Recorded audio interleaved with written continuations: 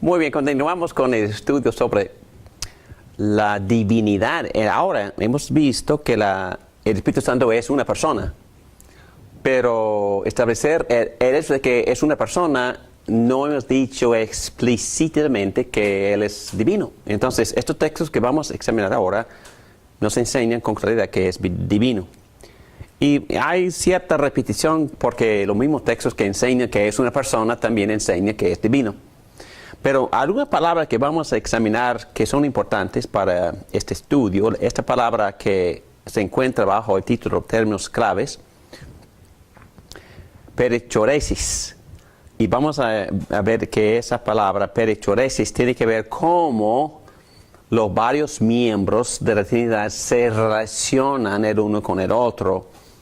Y hay personas que han escrito libros sobre la fiesta de Dios Padre, Dios Hijo, Dios Espíritu Santo, la fiesta eterna, o el baile, la danza eterna entre los tres miembros de la Trinidad, donde están difiriéndose el uno al otro, están respetándose, están glorificándose y están también sujetándose. Y lo han estado haciendo eternamente, pero es una belleza, en serio, es una belleza entender que este Dios de amor siempre ha amado y se ha amado, porque los varios miembros de la Trinidad, desde la eternidad, para siempre, ellos se han estado amando, glorificando, difiriendo, sujetándose. Y por eso nosotros constantemente decimos que sujetarse no tiene nada que ver con inferioridad. Muy bien, aquí también en esta lección vamos a bosquejar e identificar la enseñanza de las Escrituras acerca de la deidad de Jesucristo. Ya hemos visto que es una persona. Y ahora vamos a ver el material que dice que es una persona divina y lo vamos a hacer por el mismo proceso. Vamos a identificar algunos títulos acerca de él. Vamos a ver algunos atributos divinos que se aplican o que son parte del Espíritu Santo. Vamos a examinar las obras divinas o obras que solo Dios hace, que también hace el Espíritu Santo. Muy bien, vamos a meternos en esta información bíblica revelada por el Espíritu Santo, ayudándonos a entender quién es Dios. La deidad del Espíritu Santo se podría decir, según el teólogo Millard Erickson, uno de los teólogos que hemos estado leyendo, el teólogo sobre el cual basa mucho de su material el Dr. Michael Williams, él dice, se podría decir que la deidad del Padre se presume en las Escrituras, que la del Hijo se afirma y se apoya, mientras que la del Espíritu Santo se tiene que inferir de varias declaraciones indirectas encontradas en las Escrituras. No es decir que no haya ahí, pero hay que sacarla por inferencia. Vamos a ver. Primero que nada, equivalencia con Dios. Decir el Espíritu Santo es decir Dios. Y el texto de Hechos 5 se encuentra aquí arriba, en la misma hoja. Si quieres leer de nuevo esa hoja, ese texto, por favor, Hechos 5, 3 y 4. Ananías, le reclamó Pedro, ¿cómo es posible que Satanás haya llenado tu corazón para que le mintieras al Espíritu Santo y te quedaras con parte del dinero que recibiste por el terreno? ¿Acaso no era tuyo antes de venderlo? Y una vez vendido, ¿no estaba el dinero en tu poder? ¿Cómo se te ocurrió hacer esto? No has mentido a los hombres, sino a Dios. Ok, entonces por justa posición, ¿quién es el Espíritu Santo en este párrafo? Dios. Es Dios. Muy bien. Entonces ya dijimos por inferencia, pero esta inferencia es bastante clara porque solo tiene que ver con una muy buena exégesis. Muy bien. Y estos dos textos, si quieres buscar 1 Corintios 3, muy interesante este texto. Estos dos. Primera de Corintios 3, 16. ¿No saben que ustedes son templo de Dios y que el Espíritu de Dios habita en ustedes? ¿Qué pasa? Aquí vemos que Pablo habla que el Espíritu de Dios habita en ustedes. Y luego dice, si alguno destruye el templo de Dios, porque el templo de Dios es sagrado, ustedes son ese templo. ¿Es el templo del Espíritu o es el templo de Dios? ¿Cuál es? Obviamente. El Espíritu de Dios habita en nosotros. Está hablando de la misma cosa, ¿verdad? Dios es el Espíritu de Dios. Entonces las dos personas son personas divinas y los dos habitan, ¿qué? El templo. Y en este caso el templo es de Dios. El templo es nuestro cuerpo. El cuerpo, pero creo que está hablando en plural porque en este caso el templo es el cuerpo de Cristo. Las dos cosas están correctas y bíblicas. Mi cuerpo como individuo también es templo, pero también el cuerpo de Cristo, la iglesia, es el templo. Las dos cosas son la verdad. Dios habita en mí, pero Dios habita en mí como su templo, pero también invita en el cuerpo de Cristo, la iglesia, como su templo. Y eso llega a ser claro también en 1 Corintios capítulo 6, el versículo 19, que dice, ¿acaso no saben que su cuerpo es el templo del Espíritu Santo, quien está en ustedes y el que han recibido de parte de Dios? Ustedes no son sus propios dueños, fueron comprados por un precio, por lo tanto honren con su cuerpo a Dios. Muy interesantemente, en el primer pasaje, capítulo 3, está hablando del templo de Dios como el cuerpo de Cristo, la iglesia, y dice que es templo del Espíritu Santo y templo de Dios, y por inferencia está diciendo que el Espíritu Santo también es Dios. Pero también el siguiente pasaje en 1 Corintios capítulo 6 está diciendo que mi cuerpo como individuo también es cuerpo del Espíritu Santo. Y dice que soy parte de Dios y mi cuerpo fue comprado por Cristo mismo en la cruz con el precio de su sangre. Pero el punto aquí que estamos estableciendo es que el Espíritu Santo es el Espíritu de Dios. Y el Espíritu Santo, se puede decir que el Espíritu de Dios o Dios mismo mora en mi cuerpo y yo en el cuerpo de Cristo de la iglesia, y es se infiere que el Espíritu de Dios obviamente es Dios. Entonces se identifica como Dios. Posee características o atributos, y hemos visto en muchos textos que el Espíritu Santo enseña, es el Espíritu de la verdad. Pero vamos a leer este pasaje en 1 Corintios capítulo 2, versículo 10. Aquí lo tengo. Ahora bien, Dios nos ha revelado esto por medio del Espíritu, de su Espíritu, Espíritu de Dios. Pues el Espíritu lo examina todo, hasta las profundidades de Dios. En este caso hay que ser claro que el Espíritu Santo examina y conoce los pensamientos de Dios, porque Él es Dios. En efecto, ¿quién conoce los pensamientos del ser humano sino su propio Espíritu que está en él? Entonces, asimismo, nadie conoce los pensamientos de Dios sino el Espíritu de Dios. En otras palabras, está diciendo que el Espíritu Santo es el Espíritu de Dios y por eso conoce los pensamientos de Dios. No puede ser más claro que está hablando de divinidad. El Espíritu Santo es el Espíritu de Dios y por eso es divino. Poder, Romanos 15, estamos hablando de atributos divinos que tiene el Espíritu Santo. Si quiere buscar Romanos 15, por favor. No me atreveré a hablar de nada, sino de lo que Cristo ha hecho por medio de mí para que los gentiles lleguen a obedecer a Dios. Lo ha hecho con palabras y obras, mediante poderosas señales y milagros, por el poder del Espíritu de Dios. Ok, entonces, ¿qué atributo se le da al Espíritu? De poder. Poder, el poder divino. Ok, en Juan 3, versículo 5, dice así, Jesucristo, yo te aseguro que quien no nazca de agua y del Espíritu no puede entrar en el reino de Dios, respondió Jesucristo. Lo que nace del cuerpo es cuerpo, lo que nace del Espíritu es espíritu. No te sorprendas de que te haya dicho, tienen que nacer de nuevo. El viento sopla por donde quiere y lo oyes silbar, aunque ignoras de dónde viene y a dónde va.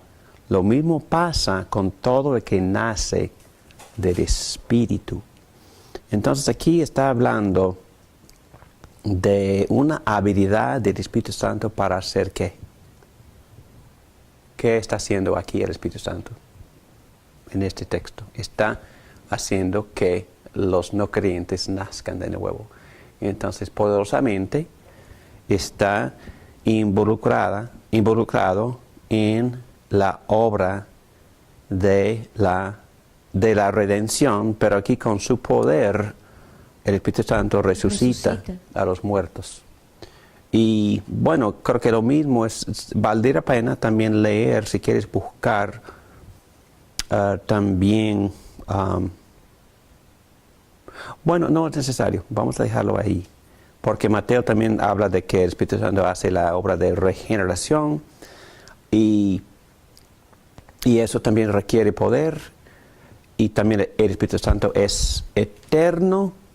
Hablando de atributos divinos, Hebreos 9, versículo 14. Si esto es así, cuanto más la sangre de Cristo, quien por medio del Espíritu eterno se ofreció sin mancha a Dios, purificará nuestra conciencia de las obras que conducen a la muerte, a fin de que sirvamos al Dios viviente. Este versículo me impresiona mucho porque está diciendo muchas cosas. Y está diciendo, primero, que el Espíritu Santo tiene el atributo de eternidad. El Espíritu Santo es eterno, se le atribuye atributo divino, entonces es divino. Por ser eterno, tiene que ser divino. Pero también lo que me interesa, y vamos a ver que también participa en la obra de redención, aquí dice que por medio del Espíritu eterno, Jesucristo se ofreció sin mancha a Dios. Interesante, ¿no? Porque recuerda cuando estudiamos el bautismo de Jesucristo y dice que, Juan dice que el Espíritu Santo reposó sobre Cristo sin medida. Y aquí vemos que el Espíritu Santo acompañaba a Cristo dándole poder para poder hacer su ministerio, todo su ministerio de redención aquí en la tierra. Inclusive, Él se ofreció en la cruz, dice, por medio del Espíritu Santo. Interesante, ¿verdad? Que yo creo que fue una gran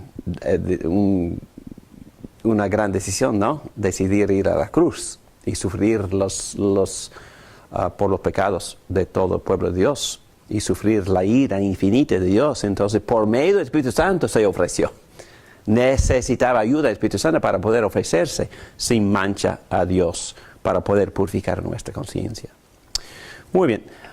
Aquí tenemos eternidad, y también más allá de los atributos, el Espíritu Santo realiza las obras de Dios. ¿Por qué no buscas, por favor, Salmo 104, versículo 30?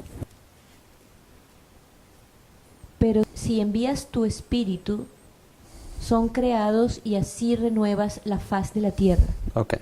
Obviamente, Dios ha enviado a su Espíritu Santo para participar en qué obra. la obra de la creación. Él estaba hablando, Él está participando, y porque los demás versículos, Génesis 1, 2, dice que el Espíritu Santo salía y venía sobre las aguas, y aquí dice, pero si tú envías tu espíritu, son creados. Entonces el Espíritu Santo participa en la obra de la creación. Y segunda a Pedro 1:21. Porque la profecía no ha tenido su origen en la voluntad humana, sino que los profetas hablaron de parte de Dios, impulsados por el Espíritu Santo. Entonces, ¿cuál es la obra que se menciona aquí del Espíritu Santo? Impulsar ¿Impulsar a quiénes? a los profetas para Para que hablen de parte de Dios. Espíritu Santo. Y por eso queremos que lo que enseñaron los profetas es inspirada, es decir, creada por Dios, porque la metáfora es que como el bote tiene una vela y se conduce por el viento, pero el viento llena la vela. Okay, así es. Cuando los profetas hablaban, es como si fueran velas impulsadas y llevadas por el Espíritu de Dios. Y entonces, y ese texto, entre muchos más, nosotros concluimos que la obra de Dios por crear esta revelación perfecta de Dios fue obra del Espíritu Santo. Entonces, estamos infiriendo que el Espíritu Santo es divino porque hace obra divina. ¿Qué obra? Crear la Biblia, inspirar la Biblia, darnos una revelación perfecta en forma escrita de la Biblia. Y entonces solo Dios puede hacer eso, y en este caso se le atribuye esa obra divina al Espíritu Santo. Por eso concluimos que es divino, por inferencia. Muy bien.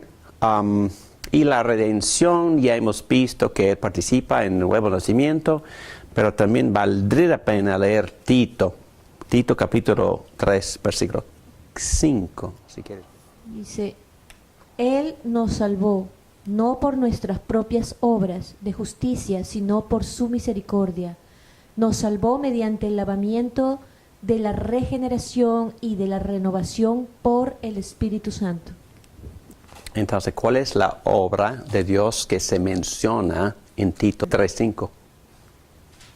La redención, ¿no? La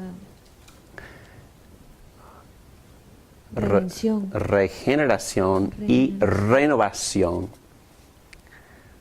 Regeneración es nacer de nuevo, y renovación es cuando el Espíritu Santo empieza a transformar. Lavamiento de la regeneración. ¿Sí? Lavamiento. De la regeneración y de la renovación. Exacto. Son obras de Dios, obras de la redención, y aquí se le atribuye Al Espíritu. al Espíritu. Correcto. Muy bien, entonces, bueno, hemos visto en varias ocasiones, pero vale la pena leer otra vez Primera de Pedro, capítulo 1, versículo 2. Tengo que empezar en el primero. Pedro, apóstol de Jesucristo, a los elegidos, extranjeros dispersos por el Ponto, Galacia, Capadocia, Asia y Bitinia, según la previsión de Dios el Padre, mediante la obra santificadora del Espíritu, para obedecer a Jesucristo y ser redimidos por su sangre. Entonces, es uno de los textos en los cuales se mencionan los tres miembros de la Trinidad. Ahí está la Trinidad. Dios el Padre, ahí está, y Él tiene previsión, planificación, y Jesucristo, Él nos redime por su sangre. ¿Y el Espíritu Santo qué hace?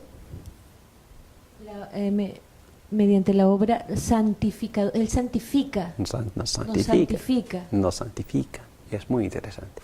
Me gusta mucho es que si uno va a Filipenses 2, el Espíritu Santo nos da, dice que Dios, pero es el Espíritu dentro de mí que me da el querer y hacer. Entonces nosotros creemos en Cristo porque Dios nos da el deseo, el Espíritu Santo me da el deseo, pero también me da el poder y necesito las dos cosas. Necesito la motivación, el deseo de hacerlo, pero también el poder hacerlo. Y el Espíritu Santo es que me da estas gracias, deseo y poder para poder madurar en Cristo. Interesante. Entonces, otra vez, por inferencia, solo porque el Espíritu Santo hace la obra de Dios en parte de la redención, Él participa en todas las partes de la redención, tenemos que concluir que también Él es divino, porque es una obra divina. El nuevo nacimiento, la renovación, el lavamiento, santificación, el querer hacer, el poder, todas esas cosas son incluidas en la obra en la obra redentora, pero también hemos visto que Él participaba en la creación y también en crear la Biblia y en crear nuevas personas en Cristo. Entonces son obras divinas y concluimos por ser obras divinas Él es divino. Ok, número 4, el Espíritu, y hemos visto eso ya, se asocia con el Padre y con el Hijo. El bautismo en el nombre trino, hemos visto eso. La bendición en 2 Corintios. No hemos leído ese texto, ¿verdad? 2 Corintios, capítulo 13, versículo 14, dice así: que la gracia del Señor Jesucristo, el amor de Dios y la comunión del Espíritu Santo sean con todos ustedes. Entonces, por asociación, lo que se dice del otro, lo que se dice de uno, se dice del otro. Y por asociación, aquí están asociados con Dios Padre, el Señor Jesucristo y también el Espíritu Santo. Y por asociación hay que concluir que están dando la misma definición y la misma divinidad a los 3 miembros de la Santa Trinidad. Muy bien. Entonces, los 3 tienen un papel, ya hemos visto eso, ¿verdad? En la salvación. Hemos visto que Dios elige y Dios envía, Dios Padre, Jesucristo obedece, se sujeta, viene, muere obedientemente, ejecutando la redención. El Espíritu Santo me da todo lo de Cristo y se me aplica la redención de Cristo. Conclusión. Estoy en página 100. El Espíritu Santo es una persona, no es una fuerza impersonal, no es puro poder, no es energía, como dicen muchos hoy en día. El Espíritu Santo es una persona. Concluimos bíblicamente que el Espíritu Santo es Dios y por lo tanto se le debe adoración y reverencia. Está bien orar, y yo sé que la Biblia enseña que nosotros oramos al Padre por medio de Jesucristo, ayudados por la intercesión del Espíritu Santo, pero está bien decirle al Espíritu Santo: ayúdame en este caso, ayúdame a entender a Cristo e ilumíname, Espíritu Santo, para que yo pueda conocer mejor a Cristo. Eso es totalmente apropiado, sabiendo que en general oramos al Padre por medio de Cristo, impulsados por el Espíritu Santo. 3. No se debe pensar de Él como inferior de ninguna manera a los otros 2 miembros de la Trinidad, porque la idea de la sujeción no tiene nada que ver con superioridad ni con inferioridad. Y nosotros vemos con claridad que estos papeles de Padre, Hijo, Espíritu Santo estaban practicándolos desde siempre. En la eternidad estaban practicando eso, en el concilio de la Trinidad, hablando de la redención y todo eso. Ya los papeles ya estaban establecidos, y entendemos que el Padre siempre ha sido el Padre, el Hijo siempre ha sido el Hijo, y el Espíritu Santo siempre ha sido el Espíritu Santo. Y también hay cierta orden de personas que no implican nada de inferioridad de esencia o de ser, pero solo de papel y, como dijimos, de economía. o de administración, con todos haciendo su parte. Muy bien, aquí llegamos al número romano 5, donde dice la interpenetración de las tres personas, y la palabra históricamente que se ha usado para describir esta realidad es pericoresis. Y antes de tratar de explicar lo que significa esta palabra, quisiera leer el pasaje que para mí ilumina con claridad que las tres personas de la Trinidad interpenetran y también nos penetran a nosotros. Leyendo desde capítulo 14 del Evangelio de Juan, el versículo 15, me encanta en esta sección y también me nutre mucho. El pasaje dice así, en el versículo 15, si ustedes me aman, obedecerán mis mandamientos, y yo le pediré al Padre, y Él les dará otro consolador para que los acompañe siempre, el Espíritu de verdad, a quien el mundo no puede aceptar porque no lo ve ni lo conoce. Pero ustedes sí lo conocen, porque vive con ustedes y estará en ustedes. No los voy a dejar huérfanos, volveré a ustedes. Dentro de poco el mundo ya no me verá más, pero ustedes sí me verán. Y porque yo vivo, también ustedes vivirán.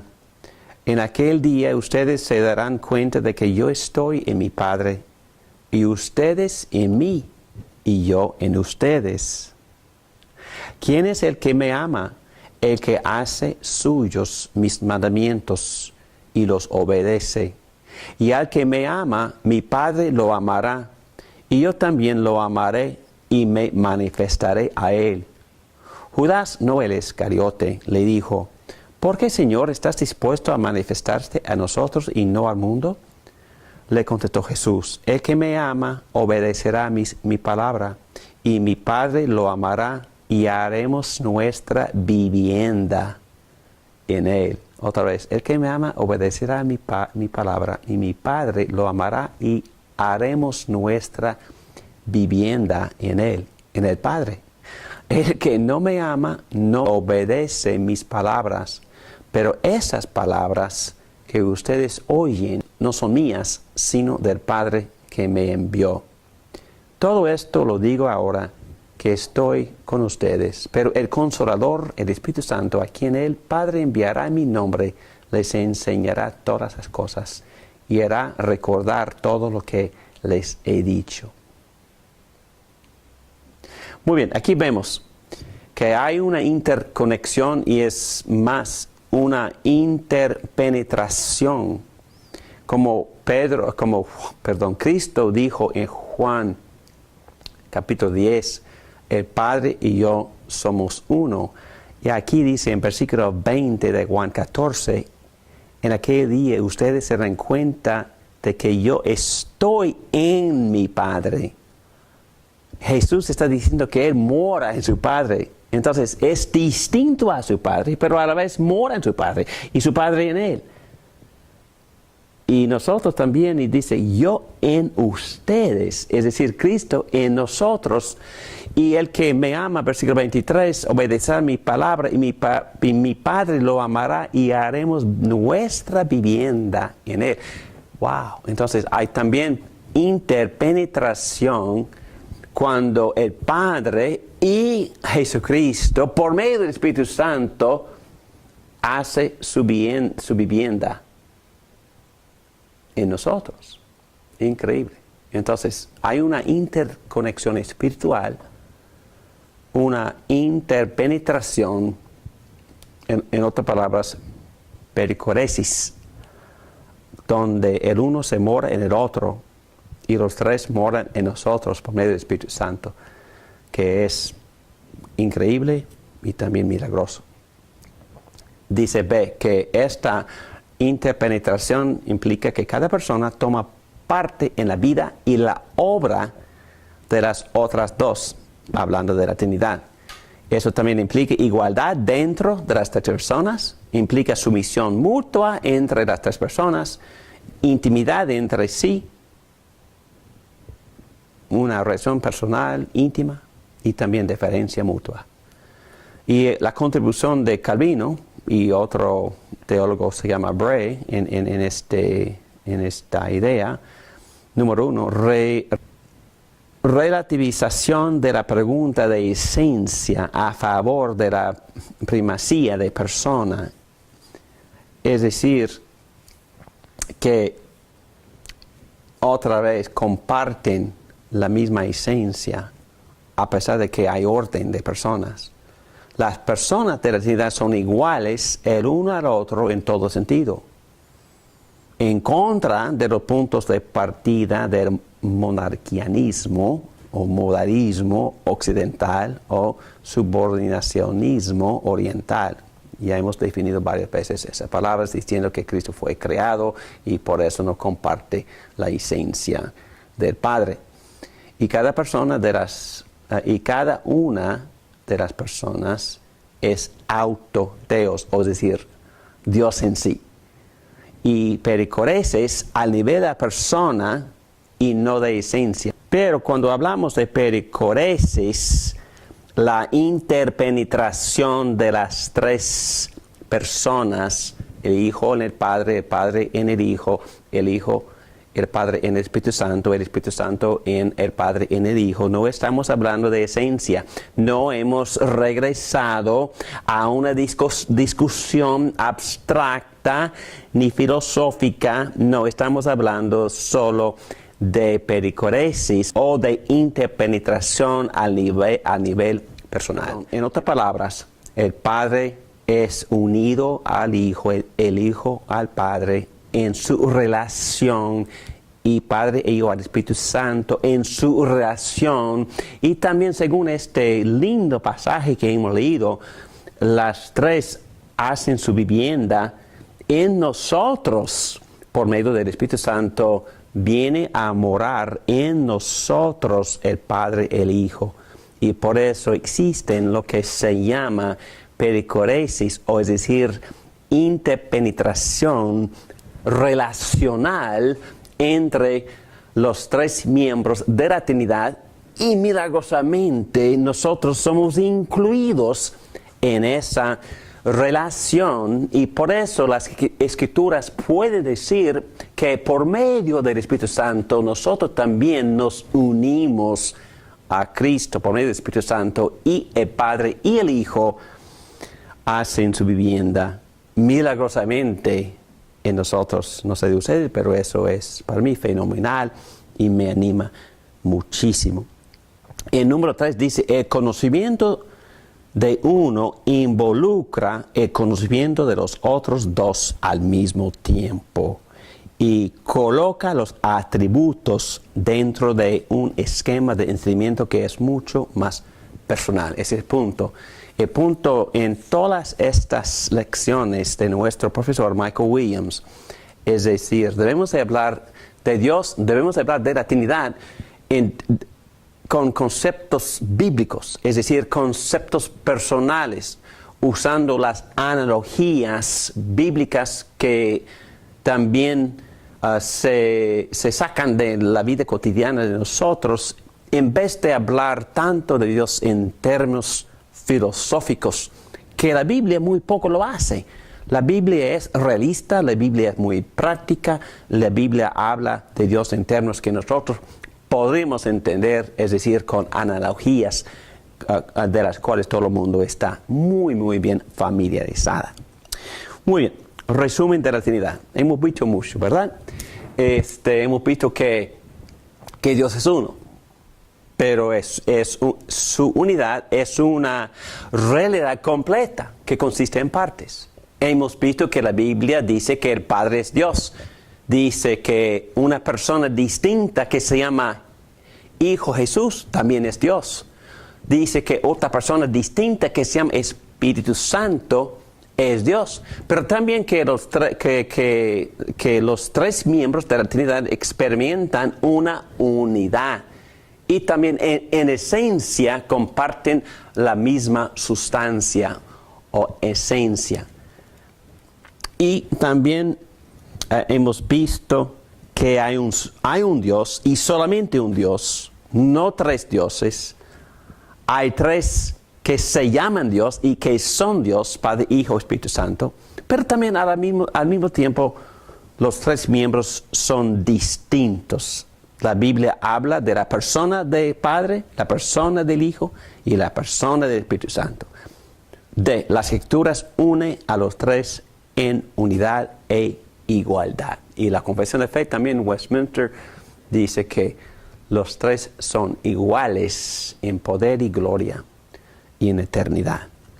Muy bien, que Dios le bendiga en su continuo estudio de este concepto tan profundo que en verdad nadie comprende por completo, pero que la Biblia enseña con claridad, y por eso en todas nuestras discusiones es mejor hablar en términos prácticos relacionales, así como la Biblia lo hace, en vez de tanta filosofía. La filosofía nos ayuda en algunas partes, pero en general vamos a hablar de Dios en términos prácticos, así como la Biblia misma lo hace usando analogías de nuestra vida cotidiana. Muy bien, que Dios le bendiga. Vamos a concluir esta sección de nuestro estudio sobre Dios, en particular la Trinidad, que es Dios, y vamos a terminar con oración. Oremos. Gracias, Padre, por presentarnos tanta revelación, tanta información. Gracias por los profetas que fueron llevados por el Espíritu Santo, guiados para que nos dieran lo que tenemos, esta revelación en forma escrita, para que podamos estudiarla y por medio del Espíritu Santo que nos ilumina conocerte así como tú eres. Ayúdanos así a conocerte así como tú eres y a adorarte en espíritu, motivado por el Espíritu Santo y desde corazón, con toda sinceridad, en espíritu y en verdad. Ayúdanos a verte así como tú eres, la realidad compleja que tú eres, la Trinidad que tú eres, Padre, Hijo, Espíritu Santo. Bendícenos, llénanos, que vengas a vivir en nosotros, Padre, Hijo, Espíritu Santo. Te lo pedimos todo eso en el nombre precioso del que nos redimió, Jesucristo. Amén.